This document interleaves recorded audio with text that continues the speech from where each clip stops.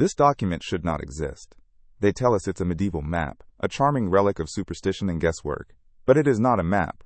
It's an impossibility rendered on parchment, the technical schematic for a global energy grid.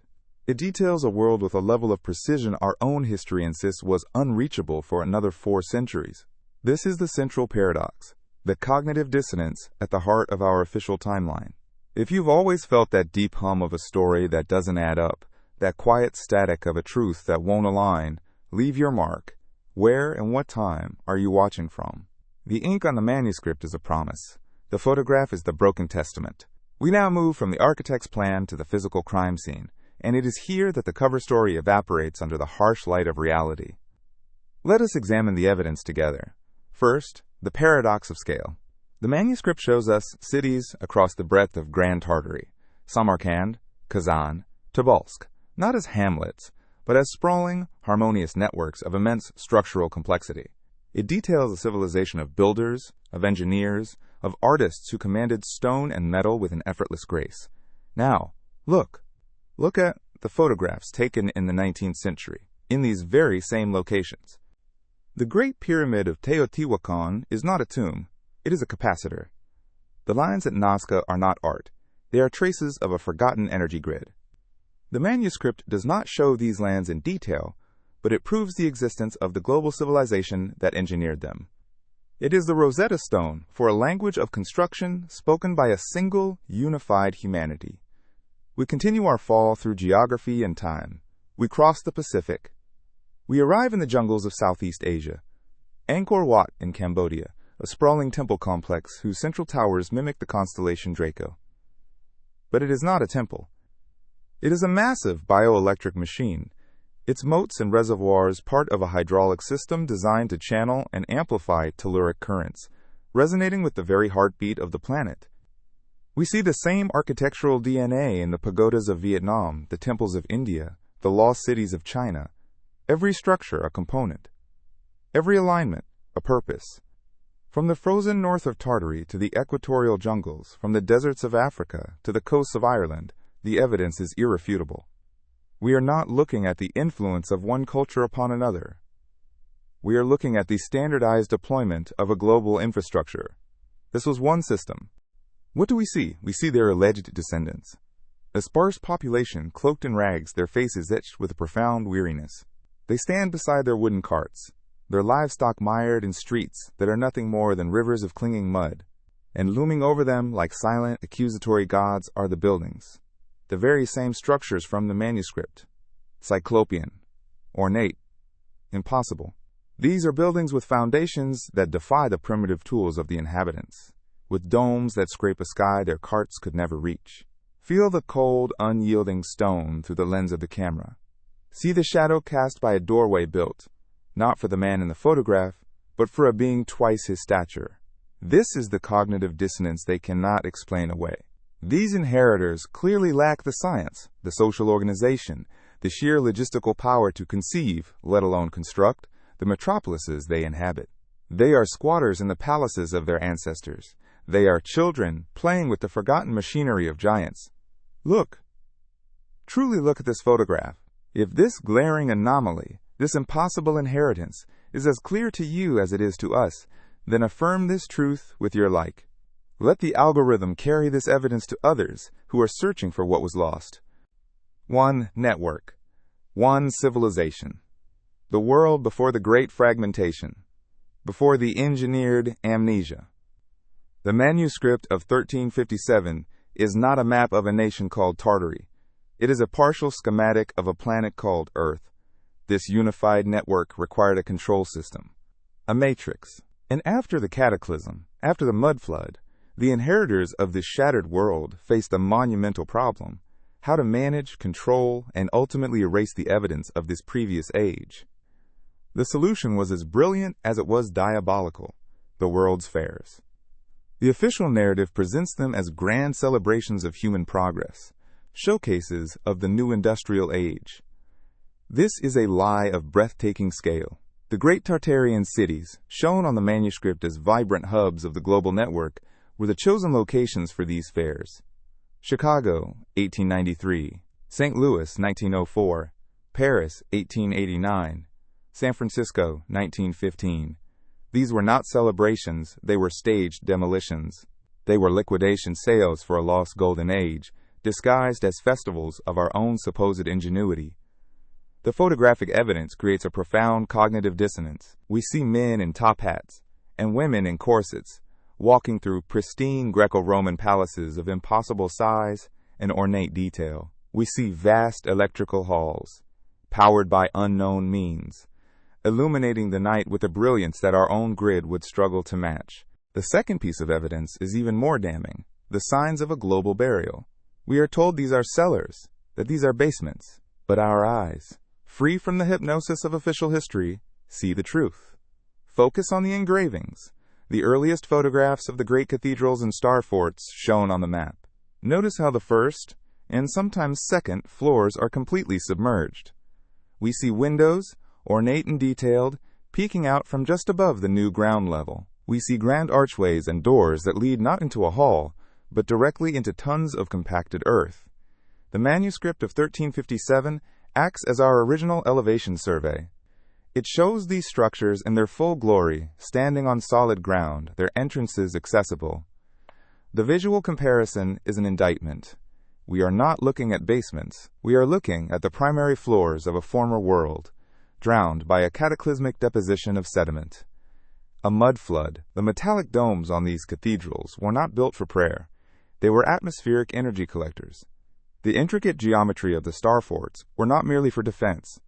They were vast cymatic circuits, designed to resonate with the Earth's frequency. This was inherited technology, functioning on principles we have been engineered to forget. What we see in these early photographs is the aftermath of the reset. The official story is that these magnificent structures were temporary, built from plaster and staff, meant to be torn down after the fair. This is the cover story. The absurdity is plain to see. Why would a civilization, just emerging from the age of steam and steel, expend such colossal resources to build a temporary dream world, only to destroy it? The truth is far more logical and far more sinister. They did not build these structures. They found them. They inherited them. The World's Fairs were the final showcase of the surviving antiquitech of the Old World. The new control matrix needed to display this inherited power, to legitimize its own reign, before methodically dismantling it in plain sight. They paraded the wonders of the Old World as trophies of the New, and then, under the guise of temporary construction, they brought in the demolition crews. They erased the evidence, city by city, palace by palace, leaving only a few sanitized, manageable relics behind. The map proves what was there. The photos of the fairs show the last moments of that world, before it was systematically scrubbed from history, replaced by the primitive, inefficient, and easily controlled world of fossil fuels and endless conflict. This pattern, this architectural ghost, is not confined to history books or distant continents. A world machine, silenced and half-buried, its former operators vanished, replaced by a dazed and amnesiac population who could only stare at the wonders around them and invent new, primitive stories to explain their existence. The evidence is not in a hidden vault. It is the ground beneath our feet. The crime scene is the world itself. The story they tell us in the hushed halls of academia is a masterpiece of condescension. It is a tale woven with such casual disregard for logic that one must assume it was written for children. They present us with the 1357 manuscript, a document of impossible precision, and offer an explanation that amounts to little more than magical thinking. We are told it was compiled from the rambling, disjointed accounts of merchants and adventurers, men like Marco Polo, navigating by myth and starlight.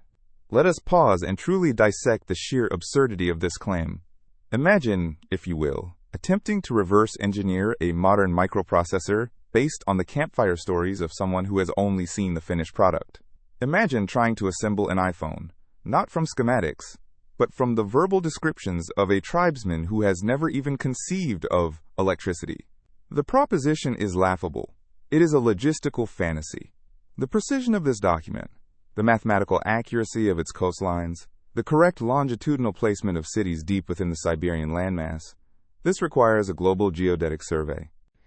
It is all around you.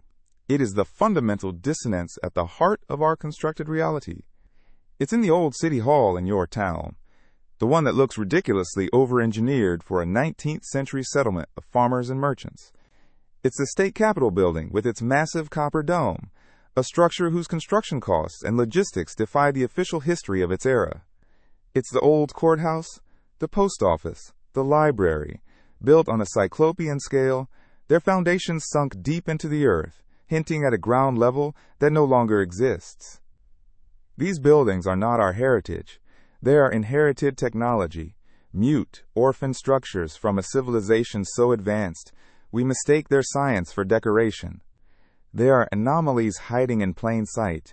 Have you seen them? Have you ever stood before one of these impossible buildings in your own city and felt that deep, unsettling feeling that the story doesn't add up? That the structure does not belong to the timeline you were taught? You are not alone. That feeling is your memory fighting through the static of the control matrix. Document the anomaly in your own backyard, because every one of these buildings is a page torn from the true manuscript of human history. They are the silent witnesses to the grand deception. It demands thousands upon thousands of coordinated data points, synchronized across vast distances. It requires a level of scientific bureaucracy and communication that our official timeline insists was centuries away. It demands a technology for determining longitude that, according to their own history books, had not yet been invented. And yet, the document exists. It lies there, on the archival table, a silent testament to their lie. This is not a quaint historical puzzle. This is a profound and unsettling dissonance. They expect you to believe this? They expect us to simply nod and accept this nursery rhyme as history? Or do you, like us, feel the grating insult to your intelligence? Do you sense the flaw in the code, the inconsistency in the script? When the official narrative is confronted with such a glaring logistical paradox, it deploys its most effective weapon, reclassification. It does not engage with the evidence. It does not attempt to solve the impossibility. It simply changes the label. The manuscript is relegated to the status of a curiosity. It is called a portal and chart of unusual scope, a fascinating blend of fact and fantasy. These are not explanations. They are incantations of dismissal. This is the language of a cover narrative, a sophisticated form of intellectual quarantine designed to neutralize a dangerous artifact by rendering it harmless. The great silence that followed the event was not empty. It was filled with the humming ghost of a world that no longer was. When the survivors emerged, blinking, into the thick, altered air, they did not inherit a wasteland. They inherited a museum, a perfectly preserved, technologically advanced planet whose operating manual had been burned. They were children let loose in a silent factory, its colossal machines standing inert, their purpose a mystery. And so began the most profound and tragic era of human history, the age of the great misunderstanding.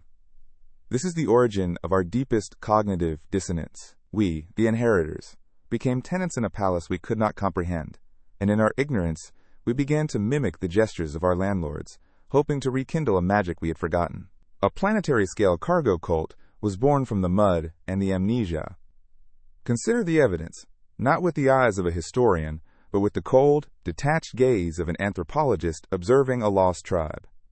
The manuscript of 1357 shows us the original state, cities as integrated circuits, buildings as components. The survivors saw something else. They saw shelter. They saw grandeur. They saw power. But they could not see function.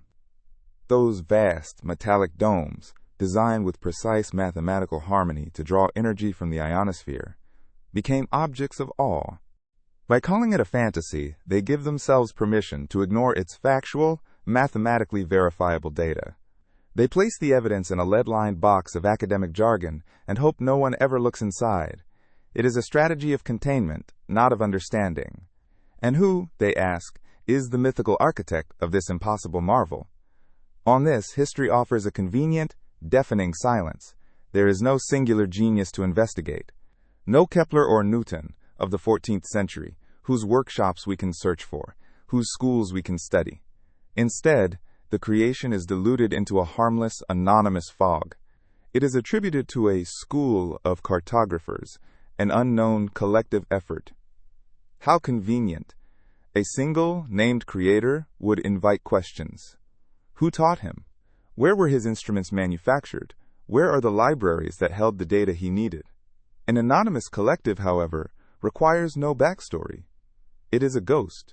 And ghosts, as they well know, leave no trail to follow. This deliberate vagueness is the cornerstone of the engineering of forgetting. It is designed to stop the inquiry before it can even begin.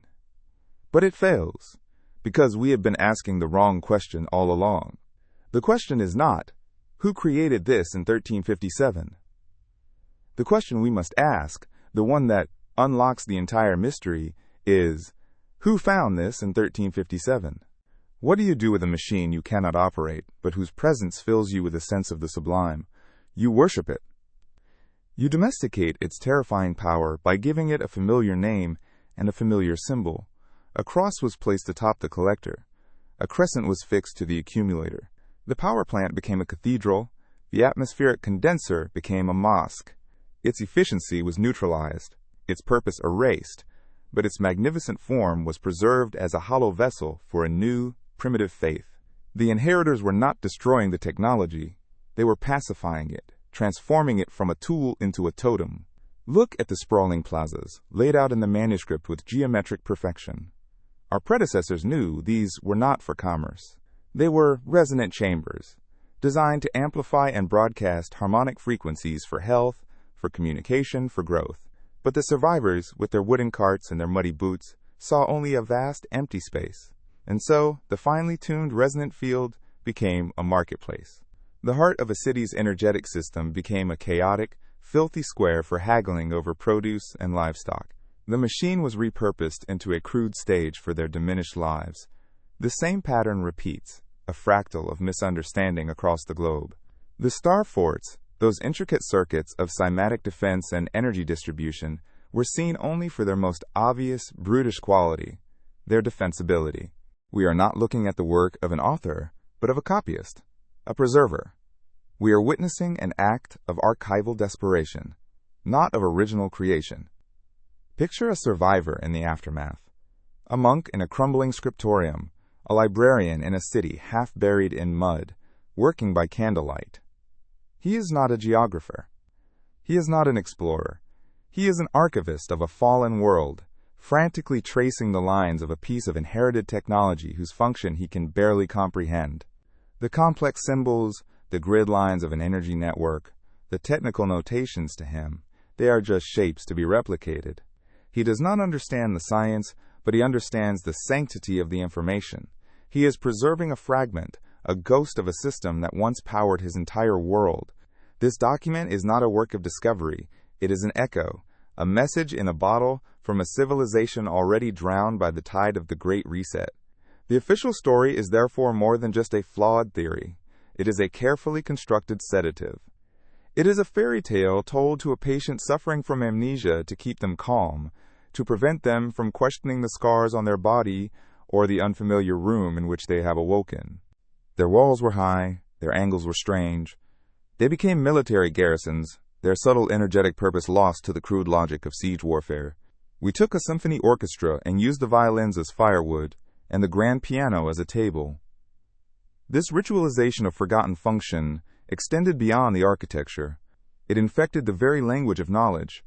The symbols in the manuscript, the technical notations that might have read etheric voltage or harmonic frequency output, were stripped of their meaning. The new, fledgling aristocracies, the warlords and petty kings rising from the rubble, saw them as nothing more than elegant designs. They adopted them as their own. The schematic for a resonant circuit became a royal coat of arms. The symbol for a specific energy node became the crest of a noble family. We took the blueprints of a planetary engine and called them art. We hung the user manual on the wall and called it decoration. The science itself was not entirely lost. Its ghost remained, but it was given a new name. The precise mathematics of etheric architecture, which required an understanding of planetary harmonics, became sacred geometry. The science of manipulating frequencies for healing and communication became sacred music, locked away in chants and hymns, whose original powerful purpose was now only a feeling, a vague sense of spiritual uplift.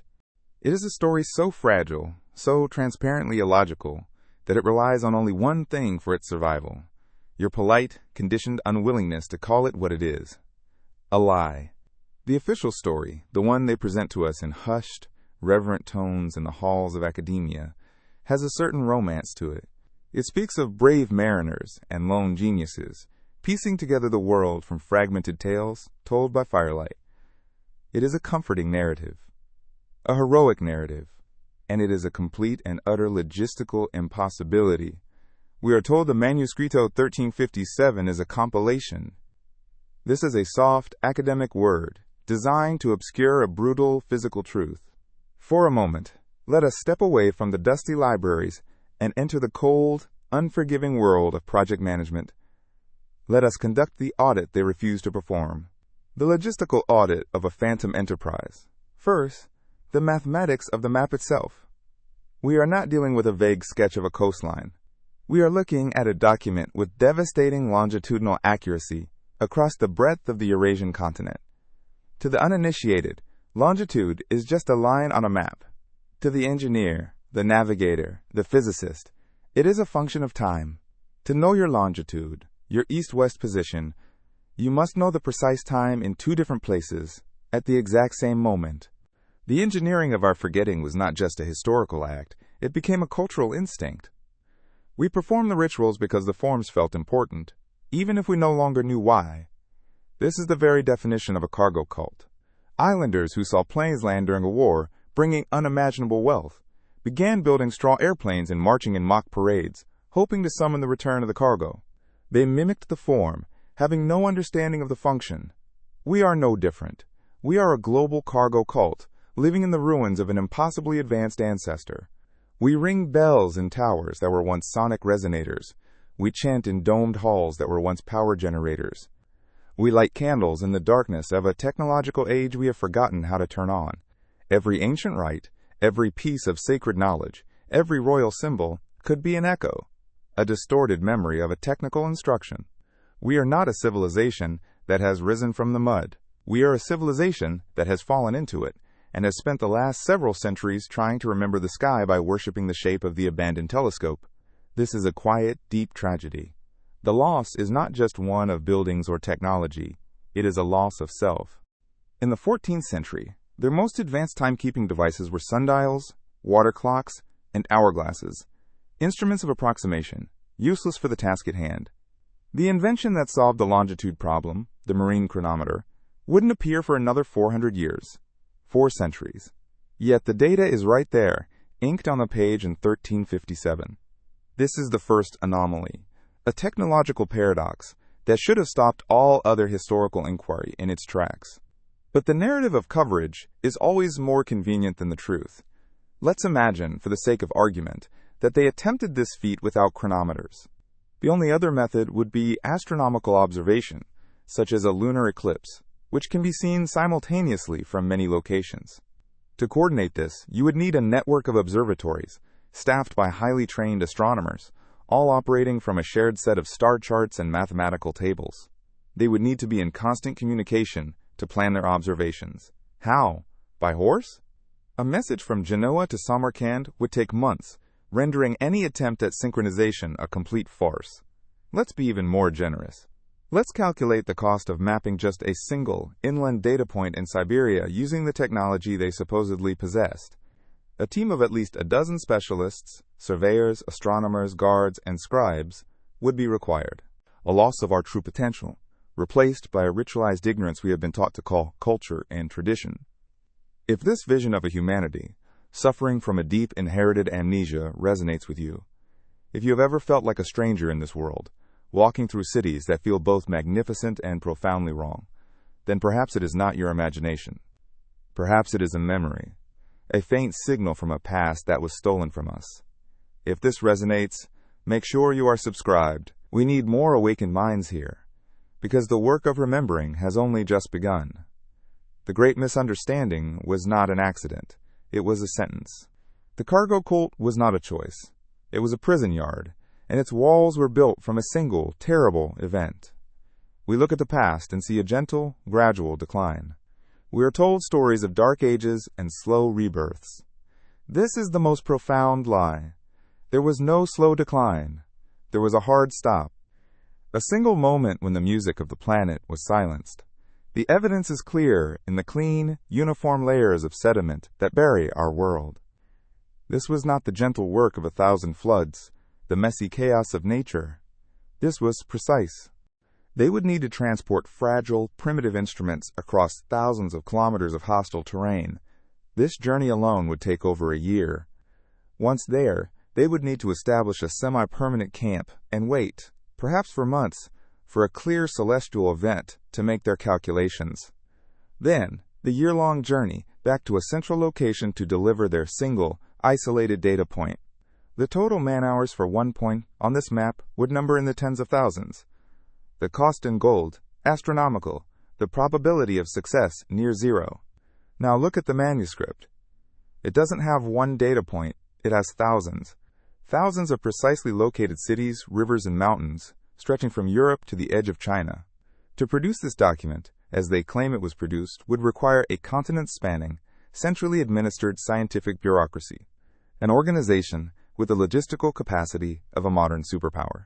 It would have required hundreds of simultaneous expeditions, a workforce of tens of thousands of skilled technicians, and a project timeline measured in decades, if not centuries. This enterprise would have been the single greatest and most expensive scientific undertaking in human history up to that point. It would have dwarfed the construction of the Great Pyramids, and yet the official record, the one they protect so fiercely, contains not a single mention of it. Surgical. It was the result of a weapon, a cataclysm engineered not with fire or water, but with frequency. Imagine a sound, a vibration, so perfectly tuned to the resonant frequency of the Earth's crust that the very ground beneath your feet loses its integrity. Not a wave of water, but a wave of physics. The soil itself, shaken into a liquid state, swallowing whole the foundations of a global civilization. Structures didn't crumble, they sank, uniformly, cleanly, as if being lowered into a grave. The 1357 manuscript is the photograph taken moments before the murder. The 19th century photographs of mud-drowned cities are the crime scene. And, like any sophisticated crime, the physical act was immediately followed by the second, more important phase, the cover-up, the engineering of forgetting. The new elite, the parasites who inherited a silenced world, understood a critical truth. You cannot control a people who remember they were once gods. Their power depended entirely on our amnesia. So they began the great file burning. Not of fire, but of context. They didn't need to destroy every map, every book, every schematic. They only needed to destroy the understanding of them. The 1357 manuscript was not burned. It was preserved, placed in a library, and relabeled. It was demoted from an engineering diagram to a medieval fantasy. Not a budget, not a royal decree, not a guild charter. There is only a profound and deafening silence. The great silence where a civilization's industry should be. This brings us to the second impossibility, the industrial vacuum. A project of this magnitude requires a vast supply chain. Let us ask the questions that the historians, in their convenient slumber, refuse to ask. Where are the factories that produce the thousands of high-precision brass astrolabes, quadrants, and armillary spheres required for this task? To work with the accuracy we see, these would not be crude approximations. They would need to be finely calibrated scientific instruments. This requires advanced metallurgy, lens grinding, and mechanical engineering. Where are the mines that supplied the tons of copper and tin? Where are the foundries? Where are the universities that train this army of geodesists and astronomers? The knowledge required, spherical trigonometry, celestial mechanics, was not common knowledge. It was elite, specialized science. We are shown a world of warring feudal lords and nomadic horsemen, yet this map screams of a culture with an established, institutionalized scientific tradition. Where are the lecture halls of the Golden Horde's Imperial Academy of Sciences? Where are the libraries in Karakoram that stored, collated, and cross-referenced the mountains of data flooding in from across the continent? The murder weapon was placed in a museum and called art. They surrounded this single, inconvenient truth with a mountain of carefully crafted forgeries, commissioning an entire academic industry to write the story of a slow, bumbling age of discovery. They invented heroic explorers who discovered continents that were already mapped with impossible precision. They invented primitive peoples who supposedly built cyclopean structures they could barely inhabit. They engineered a narrative so compelling, so flattering to our own sense of progress, that we would never think to question it. We were taught to see ourselves as the pinnacle of a long, arduous climb, when in reality, we are the amnesiacs who woke up at the bottom of the mountain, mistaking the ruins of our ancestral home for the peak of our achievement. This was not history. This was the deliberate programming of a species, the creation of a false memory, a counterfeit identity. The Great Silence was not a natural phenomenon. It was a policy, an ongoing operation to sever our connection to our own past, to our own potential. Silence is their weapon. Sharing this information is our defense. Send this to someone who needs to wake up. The cataclysm was not the end of the story. It was merely the end of a chapter. A project like this generates more paperwork than a modern census. It requires tons of high-quality vellum or paper, and an army of scribes and mathematicians to process it. And yet the archaeological record presents us with yurts, tents, and nomadic culture that supposedly produced a document more scientifically advanced than anything from the European Renaissance. The cognitive dissonance is staggering. It is a logistical black hole at the very heart of our accepted history. The narrative they offer us is not just wrong, it is an insult to the fundamental laws of physics and economics. They ask us to believe that a civilization of horsemen living in felt tents, without a single known university, observatory, or instrument factory, spontaneously generated a geodetic survey of a continent that would be a challenge for Napoleon's engineers 450 years later. It is a fairy tale, a cover narrative designed to fill a void so terrifying they cannot bear to look at it. The evidence is not in what we see, but in what is absent. The absence of the schools, the factories, the mines, the roads, the libraries, the entire scientific industrial complex that must exist to support such an achievement. This negative evidence is the most damning proof of all. It proves that the society they describe could not have created this manuscript. The true crime, the one that defines our modern condition, happened in the silence that followed. It was a crime of the pen, not the sword, a slow, meticulous rewriting of reality itself. And so, we arrive at the final, most uncomfortable truth. This manuscript does not just prove the existence of a lost empire. It proves that we are not the authors of our own story. We are orphans. Orphans living in the vast, incomprehensible house of our ancestors. A house we were told we built ourselves, brick by painful brick. Every cathedral whose function we have forgotten, every star fort whose purpose we cannot explain, every obelisk that stands as a silent monument to a forgotten science, these are not our achievements. They are pieces of inherited technology we no longer understand. Like a tribe of children playing with the deactivated controls of a starship, believing them to be religious idols. The history they teach us in schools is not our history. It is the user manual for our containment, written by the new owners of the planet.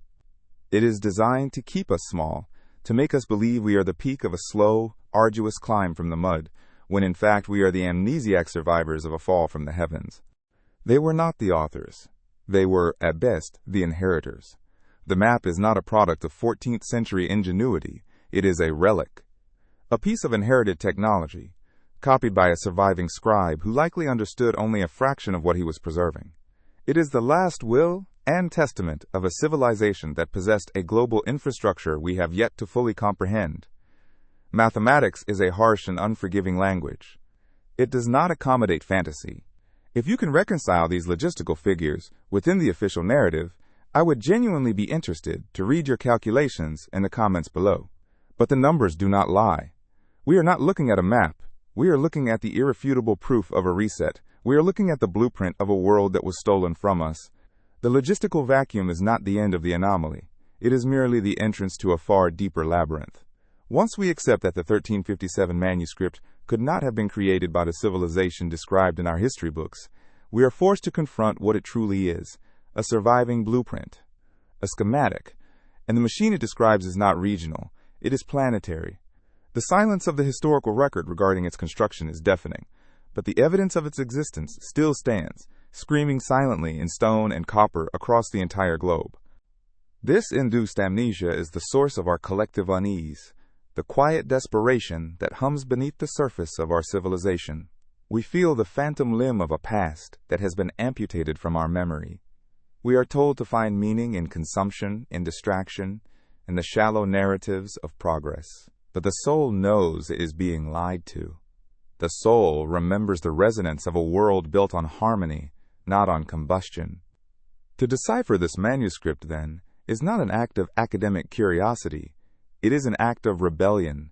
It is the archaeology of the soul. It is the irrefutable evidence that our potential is infinitely greater than we have been permitted to believe. Reclaiming this knowledge is not about worshiping the past.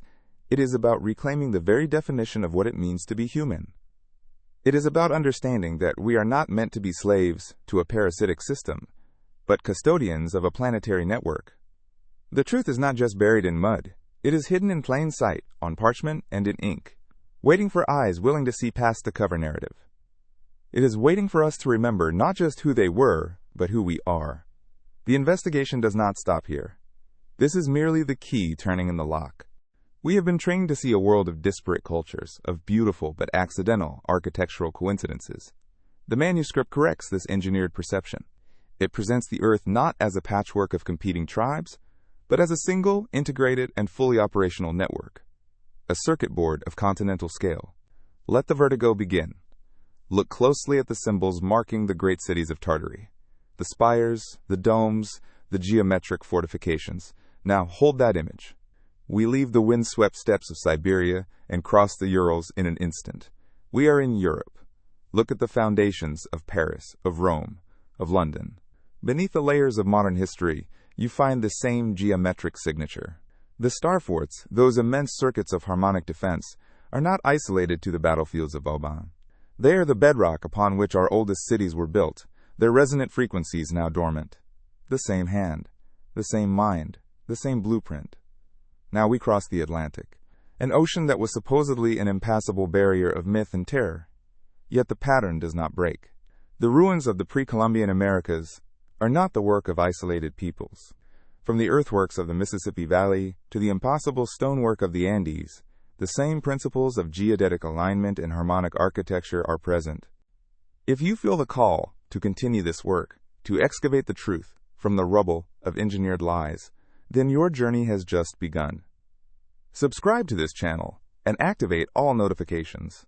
The great silence is about to be broken. Welcome to the resistance.